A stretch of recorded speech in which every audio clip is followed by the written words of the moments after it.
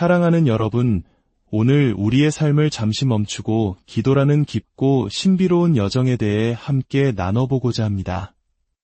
우리는 살면서 수많은 순간 간절한 마음으로 무언가를 구하고 바라며 기도합니다. 하지만 우리가 기도의 마지막에 덧붙이는 예수님의 이름으로라는 말의 진정한 무게와 권능에 대해 얼마나 깊이 생각해 보았을까요? 이 말씀을 듣기 전에 잠시 시간을 내어 이 은혜로운 이야기가 더 많은 분들에게 닿을 수 있도록 좋아요와 구독으로 함께해 주시면 감사하겠습니다. 여러분의 작은 손길이 누군가에게는 큰 위로와 희망이 될 수 있습니다. 이 영상을 보시는 모든 분들의 삶에 하나님의 평강이 가득하기를 기도합니다. 오늘 우리는 단순히 기도하는 법을 배우는 것이 아니라 하늘의 문을 열고 영원의 시간이 우리의 현실 속으로 들어오게 하는 기도의 비밀을 탐구할 것입니다. 만약 여러분의 기도가 이전과는 비교할 수 없을 만큼 응답받기를 원하신다면 오늘 이 이야기에 마음을 열어주시길 바랍니다. 먼저 예수님의 이름으로 기도한다는 개념이 무엇인지부터 살펴보겠습니다. 이것을 이해하기 위해서는 성경이 말하는 하나님의 일하시는 방식, 즉 신학의 기본 원리를 알아야 합니다. 하나님께서는 이 땅의 역사 속에서 행하시는 모든 일을 오직 한 분, 예수 그리스도를 통해 이루기로 작정하셨습니다. 성경 디모데전서 2장 5절은 이렇게 말씀합니다. 하나님은 한 분이시요 또 하나님과 사람 사이의 중보자도 한 분이시니 곧 사람이신 그리스도 예수라. 여기서 중보자란 중간에서 다리를 놓아주는 존재를 의미합니다. 즉, 우리 인간과 거룩하신 하나님 사이를 연결하는 유일한 통로는 바로 예수 그리스도이십니다. 히브리서 7장과 8장에서도 예수님은 우리와 하나님 사이를 연결하는 영원한 중재자이며 하나님의 모든 약속을 우리에게 전달하는 분이라고 증언합니다. 따라서 우리가 예수님의 이름을 부를 때 그것은 단순히 예수라는 호칭을 말하는 것이 아닙니다. 그 이름 뒤에 서 계신 인격, 권능, 그리고 그분의 모든 것을 의미하는 것입니다. 이것은 마치 우리가 법적인 효력을 가진 위임장을 사용하는 것과 같습니다. 누군가에게 내 이름으로 된 위임장을 주었다면 그 사람은 내 권한을 대신하여 일을 처리할 수 있습니다. 하지만 조건이 있습니다. 반드시 나의 뜻과 목적에 맞게 그 권한을 사용해야 합니다. 만약 그 사람이 자신의 이익을 위해 위임장을 남용한다면 그 순간 위임이 효력은 사라지고 맙니다. 예수님의 이름으로 기도하는 것도 이와 같습니다. 우리는 예수님의 권한을 위임받아 하나님 아버지께 나아가는 것입니다. 하지만 그것은 우리의 욕심과 계획을 이루기 위해서가 아니라 예수님의 뜻과 계획, 즉 하나님의 영광을 위해 그 권한을 사용하는 것입니다. 내가 원하는 것을 내 마음대로 구하는 것이 아니라 예수님께서 원하시는 것을 구하는 것입니다. 여기서 아주 놀라운 소식이 있습니다. 성부 하나님께서는 성자 예수님의 간구를 단 한 번도 거절하신 적이 없다는 사실입니다. 유일한 예외가 있다면 바로 예수님께서 십자가 위에서 우리의 모든 죄를 짊어지셨을 때입니다. 나의 하나님, 나의 하나님, 어찌하여 나를 버리셨나이까 라고 절규하셨을 때 하나님은 우리의 죄 때문에 아들을 외면하셨습니다. 하지만 그 사건은 단 한 번으로 영원히 끝났습니다. 이제 하나님은 결코 아들의 기도를 외면하지 않으십니다. 그렇다면 해답은 명확해집니다. 우리의 기도가 예수님의 기도와 일치하기만 한다면 그 기도는 반드시 응답될 것입니다. 왜냐하면 아버지는 아들의 기도를 항상 들으시기 때문입니다. 그러므로 문제는 우리가 예수님의 이름으로라는 말을 붙였느냐가 아니라 우리의 기도가 진정으로 예수님의 뜻에 부합하는 승인된 기도인가 하는 점입니다. 그렇다면 우리가 어떻게 해야 예수님의 이름을 합법적으로 그리고 하늘의 권능으로 사용할 수 있을까요? 그 전제 조건은 무엇일까요? 성경이 요구하는 것은 단 한 가지, 바로 완전한 굴복입니다. 로마서 14장은 예수님께서 우리의 삶과 죽음 모두의 주인이 되기 위해 죽으시고 다시 살아나셨다고 말합니다. 우리의 삶 전체를 다스리기 위함이라는 것입니다. 이것은 단순한 헌신을 넘어선 완전한 소유권의 이전을 의미합니다. 누가복음 6장에서 예수님은 이렇게 물으십니다. 너희는 나를 불러 주여 주여 하면서도 어찌하여 내가 말하는 것을 행하지 아니하느냐? 주님이라는 말은 나의 주인님이라는 뜻입니다. 그분을 주인으로 부른다는 것은 나는 그분의 종이며 모든 결정권을 그분께 드린다는 고백입니다. 우리의 기도에 응답이 더딘 이유는 바로 이 주 되심의 부재 때문일 때가 많습니다. 우리는 삶의 어떤 부분은 하나님께 드리고 어떤 부분은 여전히 내 손에 쥐고 싶어 합니다. 하지만 하나님은 우리의 일부가 아닌 전부를 원하십니다. 골로새서 3장 17절은 이렇게 명령합니다. 또 무엇을 하든지 말에나 일에나 다 주 예수의 이름으로 하고 그를 힘입어 하나님 아버지께 감사하라. 우리가 하는 모든 말, 모든 행동, 그 모든 것을 주 예수의 이름으로 하라는 것입니다. 더 충격적인 말씀은 고린도전서 6장 19절과 20절에 나옵니다.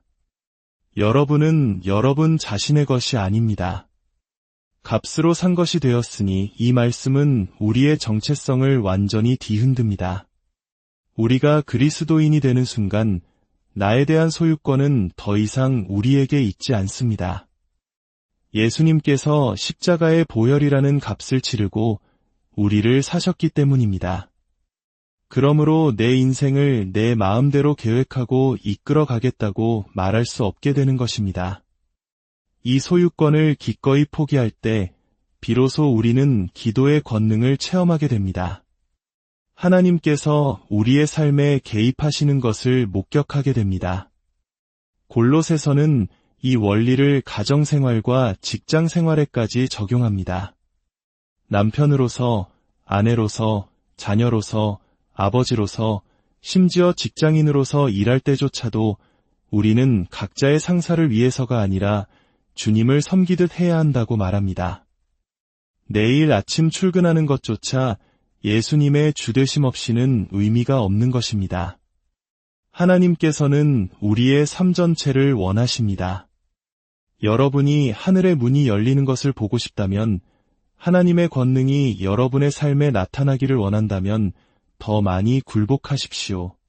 더 많이 굴복할수록 더 많은 하늘을 경험하게 될 것입니다. 성부와 성자와 성령, 즉 삼위일체 하나님은 항상 완전한 일치 가운데 계십니다. 그분들은 서로의 생각과 뜻을 완벽하게 공유하십니다. 우리가 주님께 가까이 나아갈수록 성령님께서 우리의 생각을 새롭게 하셔서 우리 또한 하나님의 생각을 품게 됩니다. 우리의 생각이 성령님의 생각과 같아지고 그것은 곧 예수님의 생각이며 또한 아버지의 생각이 되는 것입니다. 이것이 바로 기도가 응답받는 연합의 신비입니다. 마태복음 6장 24절은 한 사람이 두 주인을 섬길 수 없다고 단언합니다. 우리 삶의 최종 결정권자는 오직 한 분이어야 합니다.